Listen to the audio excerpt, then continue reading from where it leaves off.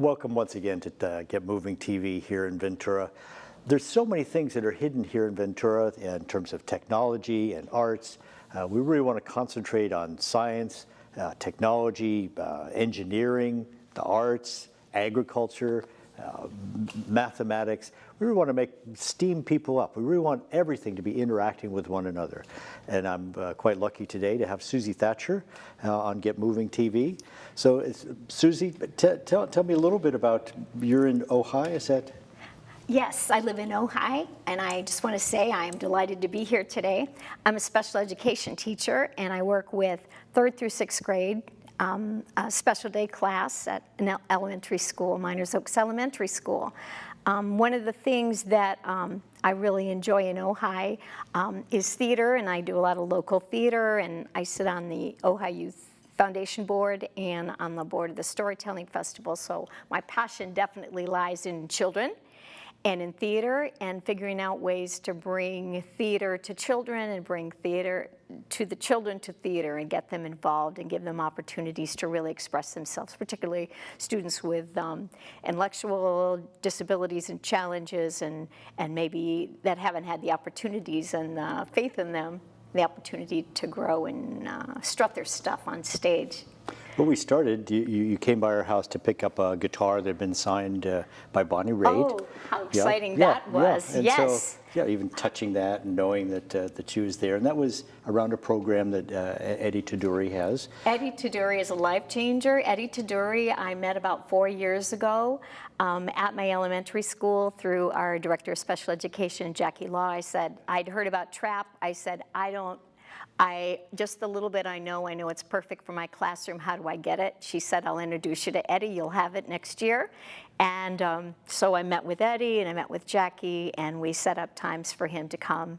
And he brought drums and different types of percussion instruments and taught my staff and I how to implement that amazing program. And I watched students some of my students are at a more functional level. I've watched them being able to spell out their name using a drum or add numbers together. And when Eddie comes, the smiles are just amazing.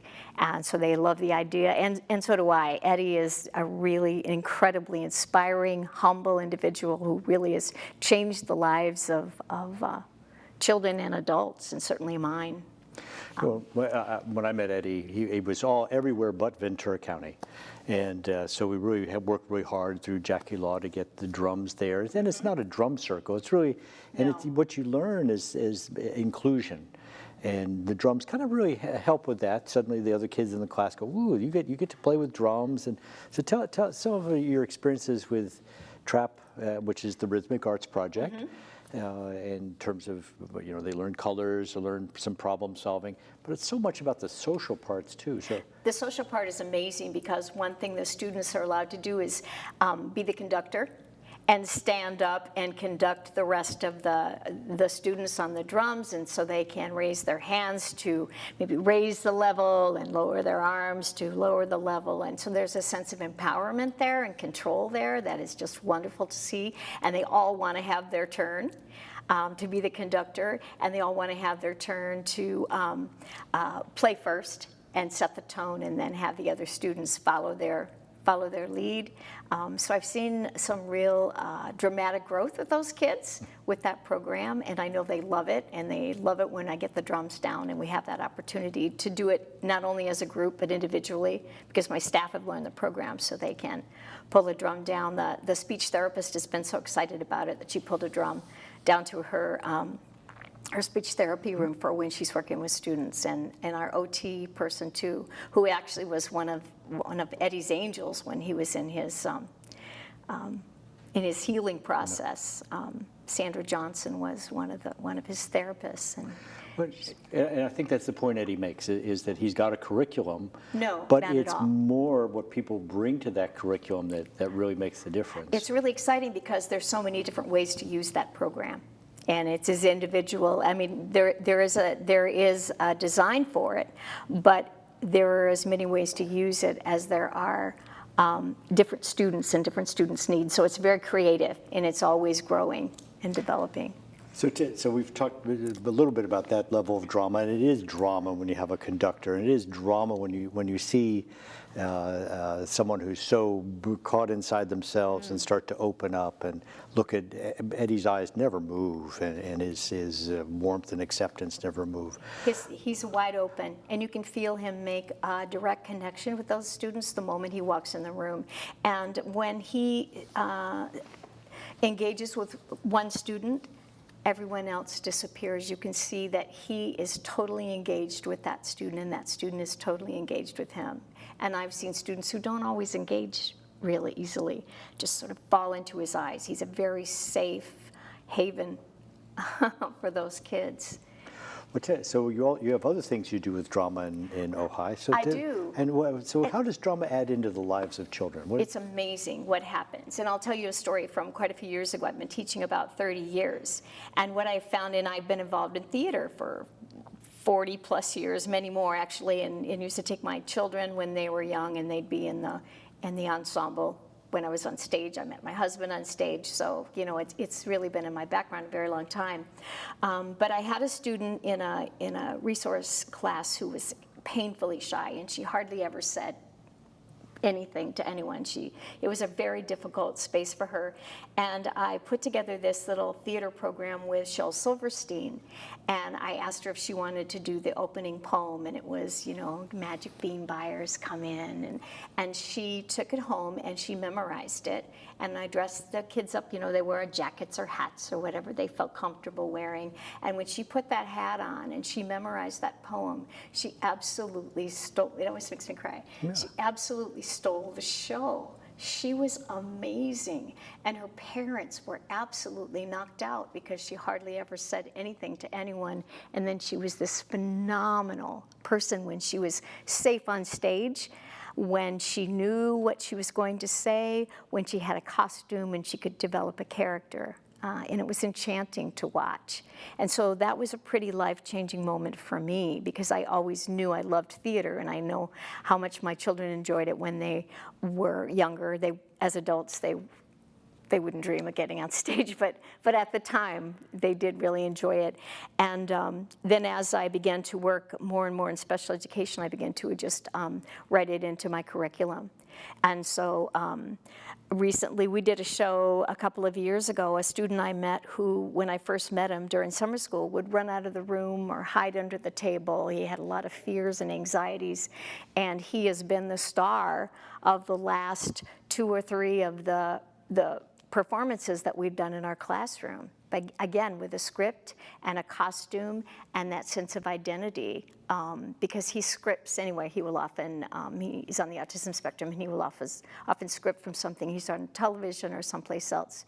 His parents, I think that's the biggest thing, and that's one of my biggest passions. When I work with special needs children who sometimes have been written off, or people may not have really realized what kind of gifts they have, because they're measured by standardized tests or a system that really doesn't take into consideration other ways of learning and giving and growing and having artistic talent. I see their parents come, and I see the tears.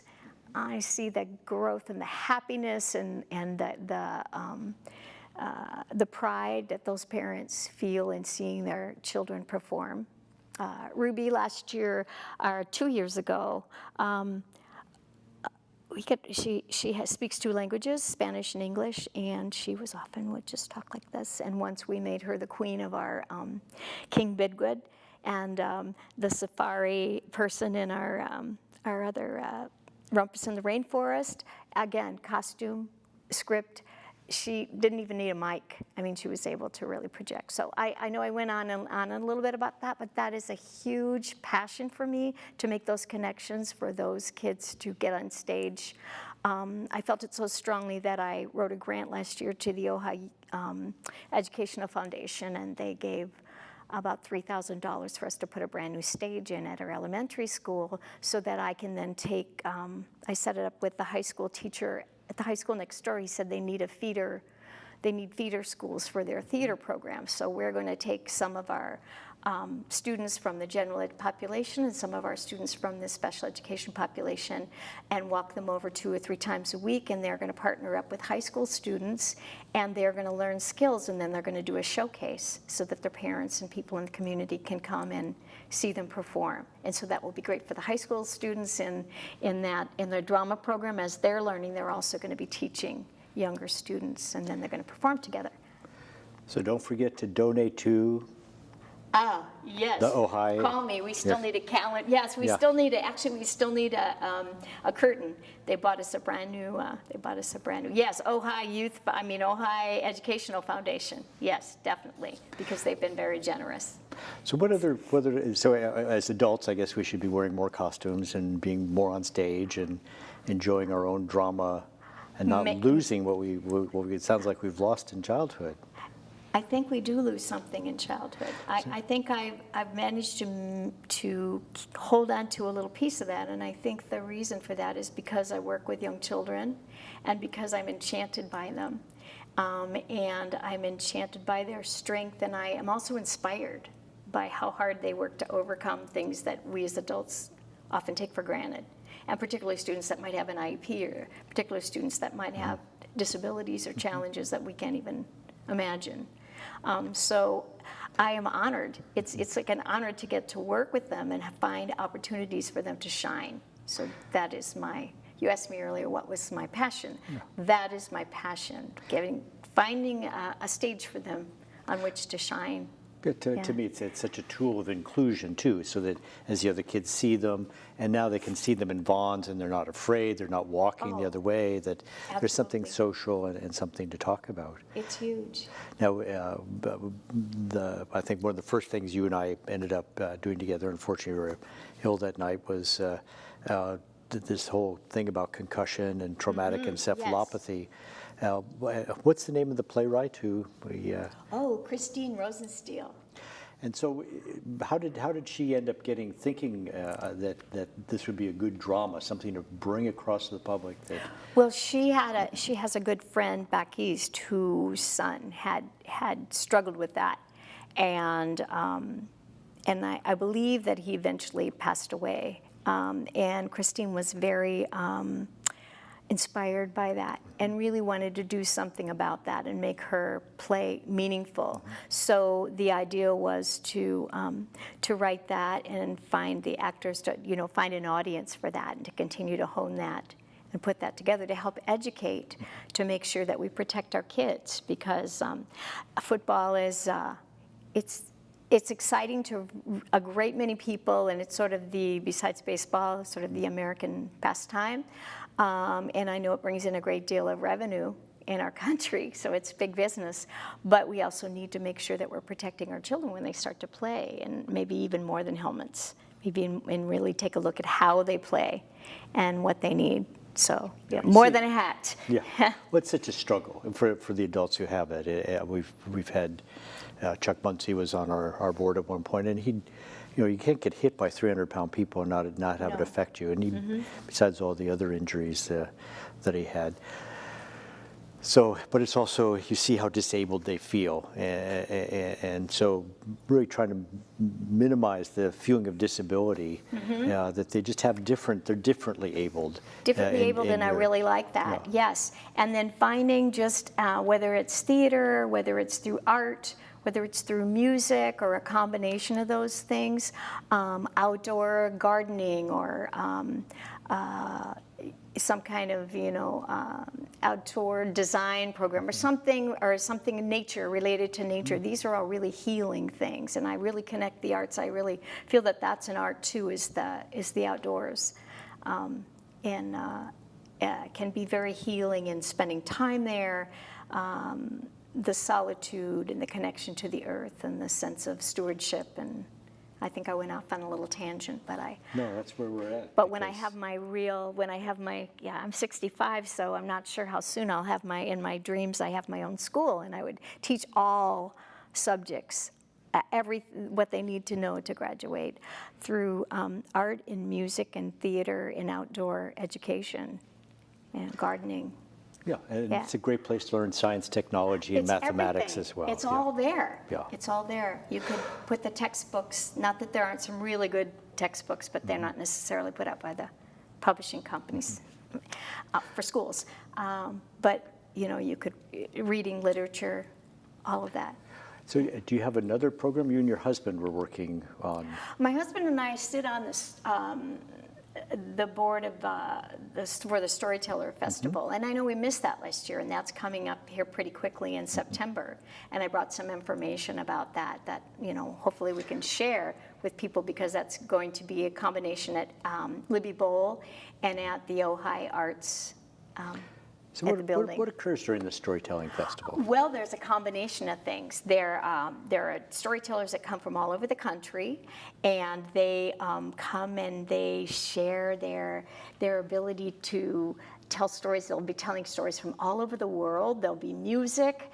There'll be something called Naughty Tales that you will leave the children home, and mom and dad might just want to go out for an evening and enjoy those stories. There will be stories of enchantment and sad stories and happy stories, and there will be opportunities to for schools to come, which is really a thrill. They offer buses and to bring students. I've taken my students to the Storyteller Festival in the past at LIBBEY Bowl, so they can listen to the storytellers. And what it does is, again, it inspires and gets kids excited about telling stories and thinking about stories and sharing stories and how to communicate, and community, sense of community, and all the things we really want to instill in them for the connection. It's a connectedness to the world. Well, what goes on behind the curtain, maybe you could talk about the work that you and your husband have to do, and then what the LIBBEY Bowl has brought to the community, and who has access to it. And Oh, right. The LIBBEY Bowl is pretty exciting to have in our community, and I know there were a few years ago where they weren't sure if it was going to make it, and they thought they might have to do some, and did have to do some pretty serious renovations to it, but now they're bringing in really class act music. They have the Jazz Festival, they have the Art Festival, I mean the Music Festival, and the Storytellers Festival, and so it's an opportunity to again, on Veterans Day, they have a beautiful patriotic program. And they have movies in the summertime, and that park is amazing too, that they have that family night where they have music in the park and balloons, and you can stroll through, and it looks like something out of the 30s or 40s. Pretty lovely. yeah, when I talk to people who have heard aunts or uncles taking care of their kids, so mom and dad can go off, they're always looking for something that's family friendly, that doesn't involve going to somewhere where you're spending $800 on somebody with a mouse. And I think you can get, a bottle, some water and a little treat over there for, I think the balloons they said this year were free, and that's great for the kids, and so you can pick up a little snack or something, and it's, you can enjoy your family and enjoy some music, good music, and yes, not spend a lot of money like you might. Not that the fair is not great for kids, but sometimes that's a little difficult if you have a lot of children. But I have grown children with grandchildren, and they like to come over to Ojai to enjoy some of the delights we have over here. And they live in Ventura, which is also a wonderful place to live. But Let's talk more about theater in Ojai. Now, you've been involved. What are the theater events that you're involved in? Because we want to make sure people know about theater there. I have been involved in both the Oh Yes Theater, which was over at the building for Theater 150, and then they moved over to the Ojai Community Church, and have a great, because the building sold over on Matilaha, and have really a great venue over there. So I've been involved with them doing, when I first came to town, doing some children's theater with them, which was just enchanting, and I just loved it. So I did James and the Giant Peach, and Frog and Toad, and Puss in Boots. And then I moved into some activities or some shows at the Ojai Arts Center, and I did MAME, and I just recently did Putnam County Spelling Bee. Gay Jones directed that. There's also, John Medeiros also does some improv classes in town too, and he is actually going to be directing Animal Crackers, which is coming to Ojai Arts Center in the wintertime, in November. Right now, Anything Goes is happening, and So how do you develop your craft there?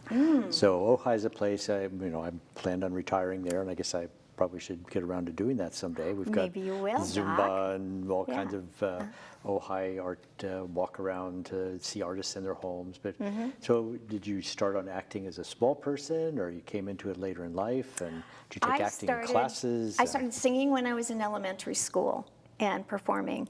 And then when I got into middle school, high school, I got really interested in theater and performance. And I felt alive, and I still do, more alive on stage than any. It's a high.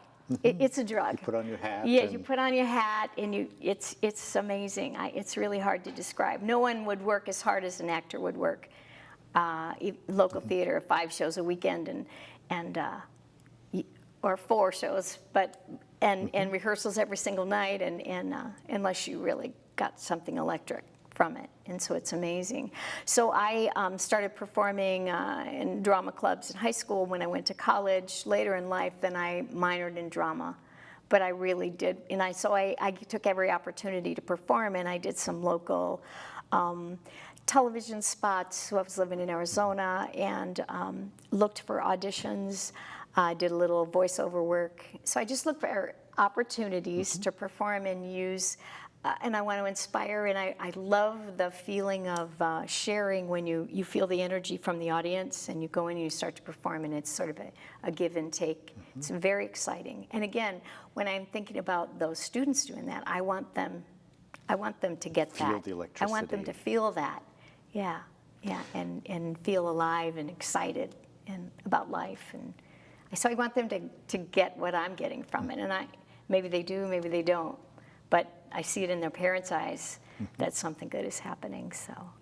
So in terms of the work, I guess, so voiceover work, you just answered something on Craigslist, or no, people? I started with a company, Voice 123. My husband and I both did, and we set up a little studio in our home a few years ago.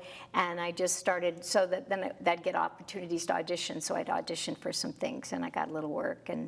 But it's pretty competitive business because a lot of big names, big stars are doing a lot of voiceover work now. But it was exciting, it was fun, and I went and I made a demo, and sent that out. And I still have an account.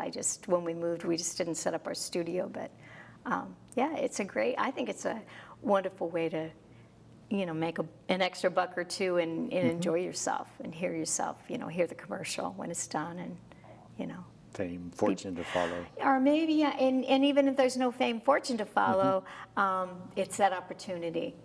Yeah, it's just that opportunity to perform and hone your craft and feel like, it's like when you're doing each show and you talked about the process, you think, oh, in this show I learned this, and I can take that to the next show I do, and I will be better at, whatever that is. Just like anything, it's a process. And you hope that each time you get better at what you're doing and learn something new. Because when you're working with fine actors and fine technicians and all of the people that it takes to put a show together, it's humbling. It's amazing. So what is something that maybe you learned from another actor there when you...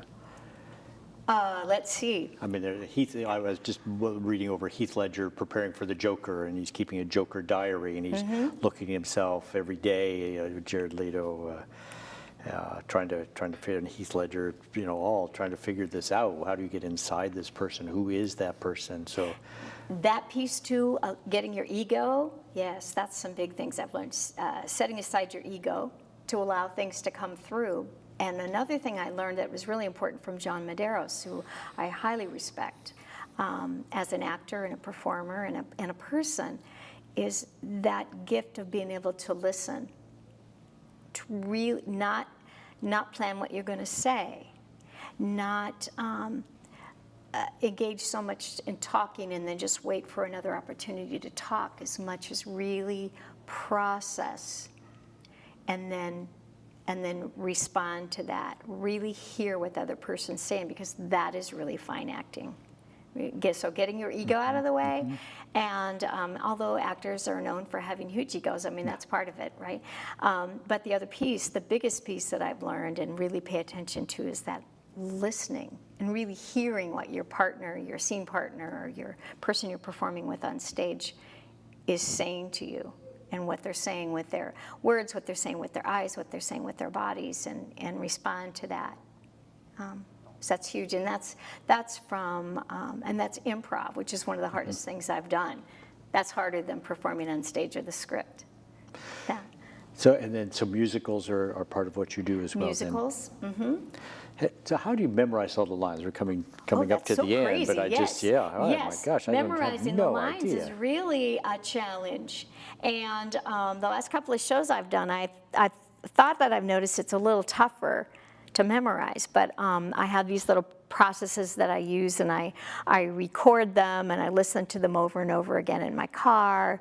I try to get a rhythm to them, because if it's songs, the songs come much more easily than the lines are. There were a lot of lines in the last show I did, learning them in groups. Finding Gay Jones taught me a lot about, she's so incredibly brilliant too, and I've learned a lot from her, finding connections and getting a little rhythm, or finding those little connections between this word and the next word, or you know, even if it's alliteration, or you know, something, or some kind of number pattern or something.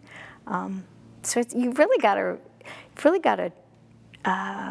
be on it, but relax at the same time. So I guess that's the double-edged sword there, because you've got to be relaxed enough to take it all in and not worry too much, but you also really need to be There. doing your homework. Yeah. I think that's a big one too, doing your homework, working on things every night, being dedicated. Well, Suzy, thank you so much for joining us. There's so much that you do and your husband does between the Ojai Education Foundation. We need a new curtain out there. We've got the whole Discovery Reading thing coming up. There's all kinds of things. So out in Ojai, it's time for you to just get moving. You need to really support your community here. Thank you.